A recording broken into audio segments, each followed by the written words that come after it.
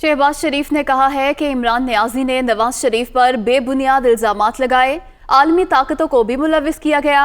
क्या आटा चीनी महंगी करना बैरूनी साजिश थी?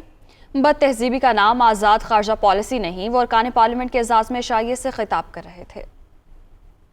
नवाज शरीफ के खिलाफ कितने तुमने जहरीले इल्जाम लगाए हैं, कितने बेबुनियाद इल्जाम लगाए हैं कि इसराइल के हवाले से और आलमी ताकतों से साजबाज के हवाले से और खारजी साजिश के हवाले से। शर्म नहीं आती आपको? क्या ये बैन अल-अक़वामी साजिश थी कि इस मुल्क के अंदर महंगाई को आसमान तक पहुंचा दिया और गरीबों की जेबें लुट गई, कट गई?